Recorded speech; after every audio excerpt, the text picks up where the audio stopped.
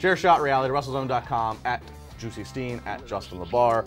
AJ Styles. AJ Styles. The face that runs the place on Tuesday Night SmackDown. He is the #1 contender for the United States title held by the Canadian that is Kevin Owens. A nice trimmed up Kevin Owens. He had a blue tie on. I like the little symbols he had there. Yeah, like you. Are you on SmackDown? I am on SmackDown now. There is a shakeup. You're on SmackDown. I'm on SmackDown. Well, it's a nice run we had with you. Well, Mauro's no longer on SmackDown, so I figured. God. Anyways. Oh. So here we go. So AJ Styles is #1 contender.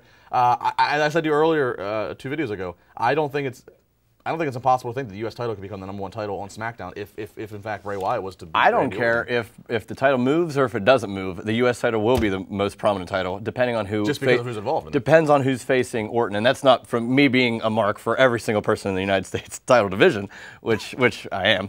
But AJ versus Kevin Owens or AJ versus Chris Jericho, whoever AJ versus Chris Jericho. When it happened at WrestleMania. I know, but I was AJ Kevin Owens though. Yeah, that's the one that everybody's really been waiting for. So that's I'm again, that can, for SmackDown exclusive pay-per-views, that can main event a pay-per-view easily can main event. If they can have the women do a Hell in a Cell match and main event a Raw pay-per-view, they can do a fantastic U.S. What are you trying to say? I'm just saying if another non-world title match goes, they could do that. Yeah. Actually, speaking of Randy Orton, if Bray does not beat Randy, who is next in line for Randy? Baron Corbin. Baron Corbin. Yeah. Bold. Big banter. Baron Corbin. It's very bold of you. I like I'm that. a bold guy. Yes, you are. You're a walking version of Macklemore's thrift shop. Yeah. I hope that's a compliment. It is. I liked it. I'm sure it got airplay. Well, those glasses are your grandfather's, right?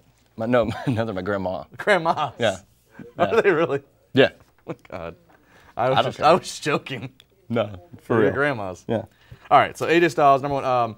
Where else? Let's go with the rest of the titles while we're on SmackDown. So Charlotte's over there now, so we have to figure Charlotte.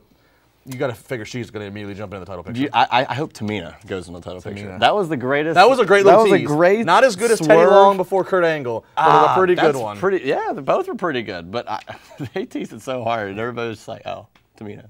I bet she felt great about that. Yeah, right. And Shining Stars, they're not actually even being called Shining Stars. Could somebody just write whatever check Carlito wants? If you get Carlito back and you have the trio of the family, the credibility and interest goes back up. And more trio teams. Primo, we have New Day coming on Tuesday. Look, the 6-person title. Primo, it's not ROH. Primo and Epico are very good talents. They're I guess what they call good hands, and they come from They come from a wrestling family, and the Colognes. They've gone through more gimmicks. Nothing's connecting. It's a waste. It's going to take a Carlito, I think, to piece this together. Do you think that happens? Or well, they've been talking. I know for a fact they wanted Carlito to come back originally when they created the Shining Stars. You were back there talking in the gorilla. Hey, I know when they created the Shining Stars. I think Carlito's available. Jesus. Maybe Alberto's available too. We can just get everybody. On Alberto. What? Let's not you don't want to talk about Poppy? I don't want to talk about Poppy. Why not?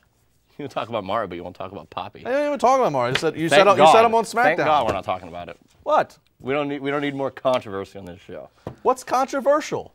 Everything you said. All I did. You might as well be JBL. Oh my God! All I did was write. Triggered.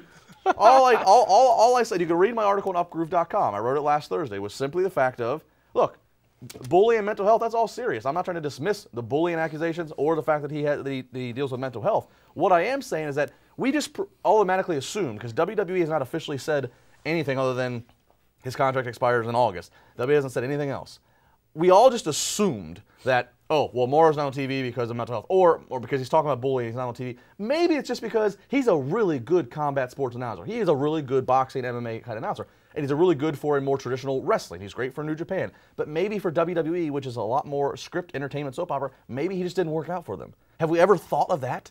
No. No. His legions of fans have made up their minds of what they... Legions of fans? He's got this loyal cult following. They've made up their minds. They've made up their minds that I mean, that's... Okay, well, so then who... the bullying might be true, and if it is, that's unfortunate. And they need to deal with it. Who brought in Mauro? Would it have been a Triple H decision or a Vince decision? Because whoever made the decision must not have realized maybe that it wouldn't work out the way that it was supposed to. I can't. Well, maybe one day he'll give us insight of how it all. I hope one day he shows up on this show. Why do you want him on this show? Just to banter with you. I don't think he does. No, I don't think he wants to be on the show. Yeah. I'll gladly give him the address. You have to be unblocked from his Twitter first. Actually, come in. More than Mauro, you can sit right here. Well, we know Ranallo wouldn't.